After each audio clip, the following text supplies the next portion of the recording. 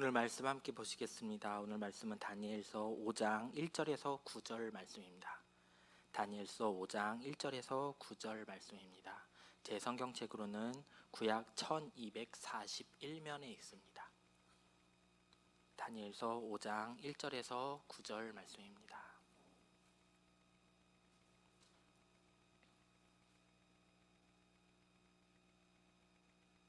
다니엘서 5장 1절에서 9절 말씀입니다. 우리 다 찾으셨으면 한 목소리로 함께 봉독하시겠습니다. 벨사살 왕이 그의 귀족 1000명을 위하여 큰 잔치를 베풀고 그 1000명 앞에서 술을 마시니라. 벨사살이 술을 마실 때에 명하여 그의 부친 느부갓네살이 예루살렘 성전에서 탈취하여 온 금, 은 그릇을 가져오라고 명하였으니 이는 왕과 귀족들과 왕후들과 후궁들이 다 그것으로 마시려 함이었더라. 이에 예루살렘 하나님의 전 성소 중에서 탈취하여 온 금 그릇을 가져오매 왕이 그 귀족들과 왕후들과 후궁들과 더불어 그것으로 마시더라. 그들이 술을 마시고는 그 금, 은, 구리, 쇠, 나무, 돌로 만든 신들을 찬양하니라. 그때 사람의 손가락들이 나타나서 왕궁 촛대 맞은편 석회벽에 글자를 쓰는데 왕이 그 글자 쓰는 손가락을 본지라. 이에 왕이 즐기던 얼굴빛이 변하고 그 생각이 번민하여 넓적다리 마디가 녹는 듯하고 그의 무릎이 서로 부딪힌지라. 왕이 크게 소리질러 술객과 갈대와 술사와 점쟁이를 불러오게 하고 바벨론의 지혜자들에게 말하되 누구를 막론하고 그 글자를 읽고 그 해석을 내게 보이면 자주색 옷을 입히고 금사슬을 그의 목에 걸어 주리니 그를 나라의 셋째 통치자로 삼으리라 하니라. 그때 왕의 지혜자가 다 들어왔으나 능히 그 글자를 읽지 못하므로 그 해석을 왕께 알려주지 못하는지라. 그러므로 벨사살 왕이 크게 번민하여 그의 얼굴빛이 변하였고 귀족들도 다 놀라니라. 아멘. 오늘도 이곳에서 여러분과 함께 말씀을 나누고 전할 수 있게 하신 하나님께 감사드립니다. 여러분 혹시 다니엘 1장을 들어가기 전에 담임 목사님께서 다니엘의 전체 주제는 이겁니다 라는 그 기억이 혹시 나시나요? 네, 감사합니다. 네, 너무 오래돼서 잘 기억이 안 나시나 본데 다시 한번 그 전체 주제를 확인하면서 우리가 다니엘서를 바라볼 때마다 그것을 기억하고 말씀을 읽는다면 더 깊은 하나님의 은혜를 기억할 수 있을 것입니다. 전체 주제는 이거였습니다. 진정한 힘의 능력은 어디에서 찾을 수 있습니까? 진정한 힘과 능력은 누구에게서 찾아야 합니까? 이 두 가지가 이 다니엘서 전체를 읽는 질문입니다. 힘과 능력과 그리고 권능이 하나님께로부터 옴을 우리는 말씀을 통해서 계속해서 바라봐야 합니다. 그것이 이스라엘 안에 있던, 이스라엘 바깥에 있던, 그리고 지금 우리의 삶 가운데 있던 그 모든 삶을 관통하시고 역사하시는 하나님을 우리는 말씀을 통해서 그리고 내 삶을 통해서 우리는 바라볼 수 있어야 합니다.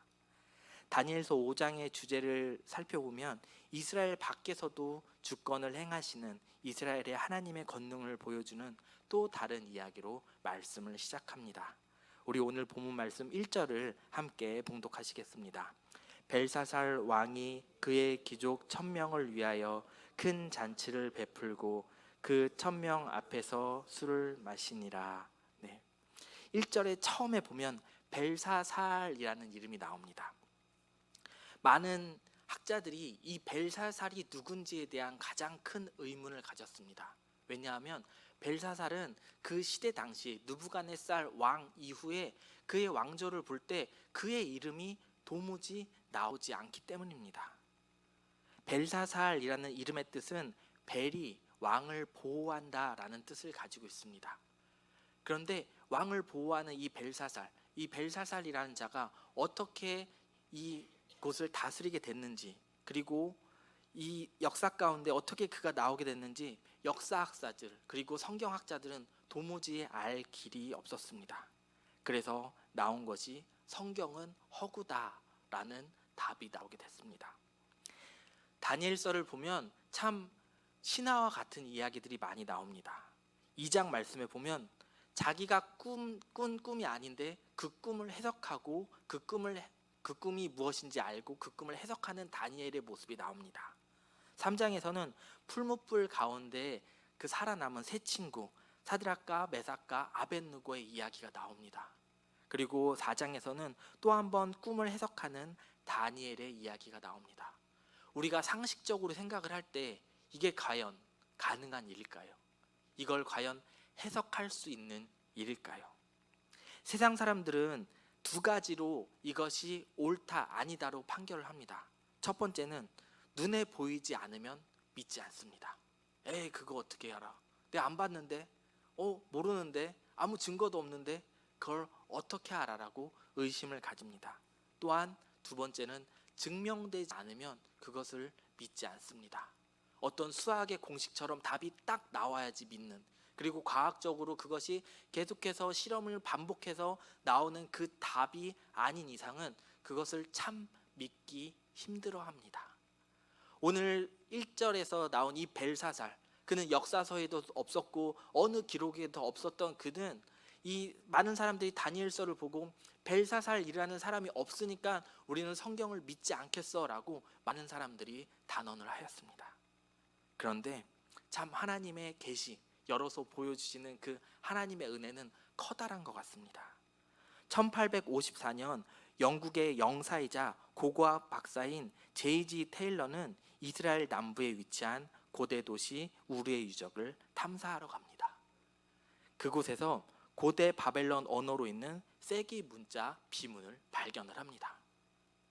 그 글을 이 사람은 가져가서 하나씩 해독을 합니다.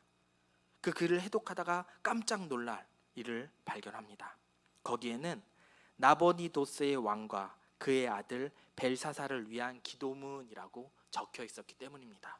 네, 세기 문자를 아무도 못 읽으시죠? 네, 저도 못 읽습니다. 그런데 이것을 연구하는 분이 이렇게 해석을 했다라고 합니다. 정치의 역사 속에서는, 그들이 알고 있는 사실 속에서는 이것이 절대 일어날 수 없는 일이었는데 이런 비문이 나오니까 사람들은 그것에 대해서 연구하기 시작합니다.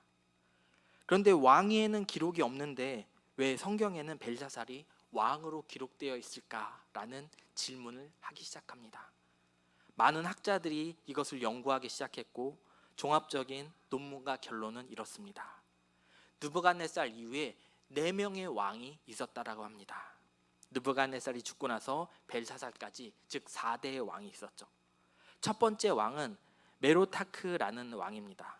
느부갓네살의 아들로 2년 동안 그 땅을 통치하게 됐는데요. 불행하게도 느부갓네살 왕의 사위에게 암살을 당하게 됩니다. 그리고 두 번째 왕 네리글리사는 4년을 통치하다가 BC 556년에 전쟁에서 죽음을 맞이하게 됩니다. 그리고 세 번째 왕 라바시 말드카는 1년도 못 돼서 주변 사람들에게 맞아서 죽는 사건이 일어납니다. 이렇게 이 짧은 시간 가운데 계속 왕이 바뀐다는 것은 그 왕위를 쟁탈하기 위한 정변이 계속해서 일어났다는 것을 알 수 있습니다. 그리고 오늘 우리가 비문에서 본 이 4번째 왕이 바로 나보니두스 왕입니다. 나보니두스 왕은 느부갓네살 왕의 딸과 결혼하여 아들이 하나가 있는데 그 아들이 바로 오늘 본문에 나오는 벨사살인 것입니다. 벨사살이 바벨론의 정식왕도 아닌데 성경에서 벨사살을 왜 왕이라고 했는지 서두에 질문을 드렸습니다. 그의 아버지 나부드니스는 바벨론을 17년 동안 통치하게 됐는데 7년 동안은 그것을 통치하고 10년 동안은 전쟁을 하기 위해서 바깥으로 나가서 전쟁을 하게 됩니다. 그렇다면 그 10년 동안 이 왕국을 다스릴 사람이 있어야 되는데 이 아버지는 이 아들 벨사살에게 그의 정권을 물려줍니다. 그리고 바벨론을 통치하게 합니다. 자연스럽게 내적인 정치 문제를 벨사살에게 맡기고, 그리고 이 벨사살은 왕의 부름을 받아 백성들을 통치하게 됩니다. 벨사살이 실질적으로 통치권을 가진 왕이 아니지만 내적인 모든 권한과 권력을 가지고 아버지를 대신하여 그들을 다스리다 보니 성경에서는 자연스럽게 벨사살을 왕이라고 부르게 된 것입니다. 벨사살이 아버지의 대리자로서 바벨론 땅을 다스리는 일이 일어난 것입니다. 그런데 여러분 혹시 이 말 아십니까? 왕관을 쓰려면 그 무게를 견뎌라. 벨사살은 그 땅을 통치하는 모든 권한을 아버지에게 받았음에도 불구하고 그는 대리인으로서 대리의 일을 하지 못하게 됩니다. 왕의 대리로서 해야 될 일이 무엇일까요? 그 나라를 다스리고 백성들을 돌보는 일, 그것들을 해야 되는데 오늘 1절 말씀에 보면 벨사살은 아버지의 대리자로서 어떤 일을 했는지 우리는 알 수 있습니다. 다시 한번 1절을 보면 벨사상이 왕의 그 귀족 1000명을 위하여 큰 잔치를 베풀고 그 1000명 앞에서 술을 마시는 일이 있습니다. 여러분 1000명의 파티를 열기 위해서는 얼마나 많은 돈이 들어갈까요? 그리고 얼마나 커다란 장소가 있어야 될까요? 그리고 얼마나 많은 사람들이 동원이 돼야 이 1000명의 그 행사를 진행할 수 있을까요? 지금 우리 생각으로도 그 1000명의 사람을 시중들기 위해서는 한 사람당 4명에서 5명 정도는 있어야 될 겁니다. 그렇다면 대략 한 5,000명 정도가 있어야지 이 1000명의 사람들, 이 귀족들과 왕들에게 음식을 베풀고 그들이 즐길 수 있도록 연회를 베풀 수 있을 것입니다. 이 벨사살은 아버지를 대신으로 한 대리자였음에도 불구하고 자신의 만족과 그리고 즐거움을 위해서 이런 큰 연회를 연 것입니다. 그렇다면 반대로 그의 백성들은 어땠을까요? 너무 힘들었겠죠. 그 삶이 고단했겠죠. 그리고 2절 말씀에 보면 벨사살이 그들과 술을 마시는 장면이 나옵니다. 네, 술을 마시는 것. 그 일을 통해서 벨사살은 자신의 취함으로 말미암아 더 엄청난 일을 벌입니다. 그것은 바로 3절의 말씀에 보면 예루살렘 하나님의 전 성소에서 탈취하여 온 금 그릇을 가져오매 왕이 그 귀족들과 왕후들과 후궁들과 더불어 그것으로 마시더라입니다. 네. 이 많이 취한 벨사살은 자기가 얼마나 큰 사람인지 많은 사람들에게 보여주기 위해서 예루살렘에서 가져온 그 술잔을 그 잔들을 가지고 오게 합니다.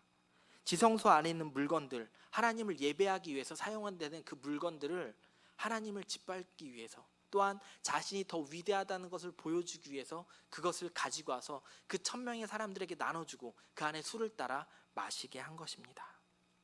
이 얼마나 하나님 보시기에 마음 아프고 안타깝고 화나는 일이었을까요? 예배의 도구를 술잔으로 사용합니다. 자신의 만용을 부리기 시작하죠. 이런 비슷한 일이 해가 지지 않는 나라 로마에서도 일어났습니다. 로마가 멸망하기 전 많은 사람들이 향락을 위해서 자신의 즐거움을 위해서 살았죠. 그랬더니 그 나라가 해가 지지 않았던 그 나라가 결국에는 멸망하는 것을 볼 수 있습니다. 오늘 똑같이 벨사살 왕도 자신의 즐거움을 위해 그 바벨론에 많은 사람들을 동원하여 그 많은 행사들을 하는 가운데 그의 만용으로 말미암아 무너짐을 볼 수 있습니다. 또한 4절 말씀에 그 술을 마신 후에 행한 일들이 더 하나님을 화나게 했을 것 같습니다. 금, 은, 구리, 새, 나무, 돌로 만든 신들을 찬양하였습니다. 즉 하나님을 찬양한 게 아니라 자신들의 손으로 만든 그것들을 찬양했다는 것입니다. 얼마나 하나님 보시기에 안타까운 일입니까? 신이 아닌 자신들이 만든 것, 자신들의 손으로 만든 것에 대해서 이것은 신입니다 그러면서 그것을 숭배하고 있는 그 모습, 그것들을 찬양하고 있는 모습, 그 모습이 하나님 보시기에 너무나도 안타까웠던 것 같습니다. 그래서 5절 말씀에 보면 하나님께서 그 손을 보내어 왕궁 촛대 맞은편 석회벽에 글자를 쓰고 그 손가락을 보였습니다.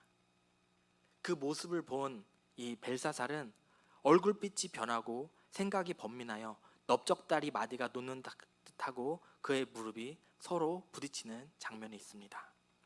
다니엘서의 장면을 표현한 가장 훌륭한 서양 예술 작품 중 하나는 벨사살의 잔치를 묘사한 렘블란트의 그림인데요.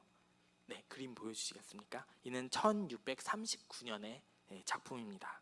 이 그림은 렘블란트가 35살 때 완성하여 예루살렘에서 훔쳐온 그릇들을 사용하고 있는 대단한 잔치를 보여줍니다.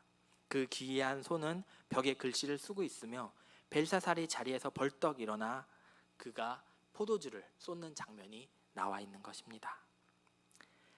이 벨사살은 그 두려운 순간에 이렇게 이야기를 합니다. 이 글을 읽고 해석하는 자들에게 자주색 옷을 입히고 금사슬을 주고 이 나라의 세 번째 통치자가 되겠다라고 이야기를 합니다. 왜 세 번째 통치자인지 아시겠죠? 첫 번째 아버지가 있었고, 그리고 자신이 지금 다스리고 있고, 그리고 그 다음 순위를 그에게 물려주겠다라는 것이죠. 이때 8절에 보면 많은 박사들이 다 들어왔으나 능히 그 글자를 읽지 못하였고 해석을 하지 못하는 일들이 일어납니다. 그러므로 벨사살이 크게 번민하여 그 낯빛이 변하였고 그곳에 모인 많은 사람들도 다 놀란 일이 있었습니다. 우리가 이 1절부터 9절 말씀을 통하여서 두 가지를 한번 살펴보았으면 좋겠습니다. 첫 번째는 하나님 손으로 적어준 글입니다. 신명기 4장 13절 말씀을 봉독해 드리겠습니다. 여호와께서 그의 언약을 너희에게 반포하시고 너희에게 지키라 명령하셨으니 곧 십계명이며 두 돌판에 친히 쓰신 것이라. 아멘. 우리가 하나님께서 친히 쓰신 것 두 가지를 이야기한다라고 하면 첫째는 우리가 십계명을 이야기할 수 있고요. 두 번째는 오늘 본문 말씀에 나와 있는 다니엘서 5장 5절에 나와 있는 그 손이 나와서 쓰는 것을 볼 수 있습니다. 하나님께서 나타나시는 두 가지, 대비되는 두 가지 모습을 우리는 바라볼 수 있죠. 그 하나님께서 똑같이 쓰신 그림에도 말미암아 그 두 가지로 대비됩니다. 하나는 간절한 마음으로 하나님을 열망할 때 하나님과 백성들의 관계를 규정하기 위하여 만든 것, 즉 십계명을 이야기하는 것입니다. 이 십계명은 많은 사람을 살리고 하나님 앞에 다시 한번 돌아올 수 있는 축복의 통로가 되었습니다. 하지만 지금 우리가 이 사건 가운데 나와 있는 이 5절 말씀의 이것은 하나님의 말씀에 멸망이 된 것입니다. 그러면 저는 이렇게 여러분에게 권면하고 있습니다. 지금 우리가 하나님께서 우리에게 주신 말씀은 무엇인가요? 바로 성경책이죠. 모세는 하나님께서 주신 그 책으로 말미암아 그의 삶이 그리고 많은 백성들이 하나님과의 언약 백성이 되어서 하나님 앞에 나아가는 축복의 통로가 되었습니다. 그러나 반대에 그 하나님께서 그 쓰신 그 글을 통하여 이 바벨론은 멸망의 길을 걷게 되는 것을 볼 수 있습니다. 성경 말씀은 우리 모두에게 주어진 하나님의 약속의 말씀입니다. 그리고 하나님은 이 약속의 말씀을 분명히 우리에게 이루어 가실 것입니다. 그렇다면 이 말씀이 나에게 어떤 말씀으로 다가오십니까? 저는 이 말씀이 우리에게 살아있는 하나님의 약속의 말씀으로 다가오길 권면합니다. 말씀을 끝까지 붙잡고 간다면 말씀을 이루시는 하나님께서 나의 삶에서 우리의 삶에서 이루어질 줄 믿습니다. 그래서 우리가 이 말씀을 읽고 알고 배워야 하는 것이죠. 이 말씀을 통하여 우리가 바라볼 두 번째는 자신의 상황을 잘 볼 수 있어야 합니다. 벨사살이 자신을 과신하고 교만하고 하나님을 떠나 그리고 자신의 상황을 잘 파악하지 못했기에 바벨론은 결국 멸망을 하게 됩니다. 다니엘서 5장 30절 31절 말씀을 봉독해 드리겠습니다. 그날 밤에 갈대아 왕 벨사살이 죽임을 당하였고 메대 사람 다리오가 나라를 얻었는 때에 다리오는 62세였더라. 메대 바사의 연합군에 의해 포위되었던 그 상황 가운데 벨사살은 많은 귀족들과 함께 파티를 열고 있었던 것입니다. 그는 그의 불안감을 감추기 위해서 우상을 자랑하였고 성전 기물을 가져와서 자신을 과신하였습니다. 많은 사람들에게 나는 이런 사람이야 라고 보여주는 상황이죠. 미국의 언론 플레이 중 하나는 이런 모습이 있다고 합니다.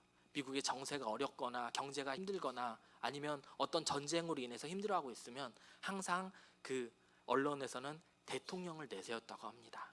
대통령이 휴가를 가거나 아니면 어떤 골프를 치거나 좋은 모습을 보여줌으로 인해서 아직 미국은 괜찮은 나라입니다라는 것을 많은 사람들에게 언론을 통해서 보여준다라고 합니다.